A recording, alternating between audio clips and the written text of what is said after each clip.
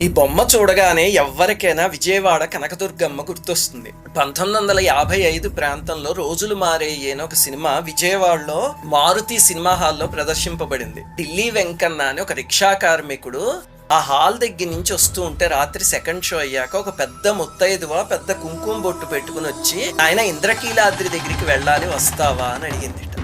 సరేనమ్మా అని ఎక్కించుకుని తీసుకువెళ్తుంటే, ఏమిటి నాయనా ఇంత అర్ధరాత్రి రిక్షా నడుపుతున్నావు, భయం లేదా నీకు అంటే, దుర్గమ్మ ఉంది కదా మా అమ్మ అన్నట్ట. ఆ తర్వాత ఆ స్త్రీ ఇంద్రకీలాద్రి మెట్ల దగ్గర దిగిపోయి పైకి వెళ్ళిపోతూ ఉంటే, అమ్మా డబ్బులు అని అడిగేట. నీ తలపాగా మడతలో పెట్టాను రా అబ్బి చూసుకో అందిట. వెంటనే అతను చూసేసరికి నిజంగానే అక్కడ డబ్బులో బంగారపు గాజు ఉంటే భయంతో వెర్రి కేకలు పెడితే బ్రాహ్మణ వీధిలో ఉన్న వాళ్ళందరూ పరిగెత్తుకుంటూ వచ్చి కథంతా విన్నారట. ఇది ఆ కాలంలో ఆంధ్రకేసరి అనే పత్రికలో పడింది. ఆ గాజు బొమ్మలతో సహా వేశారు ఆ పత్రికలో.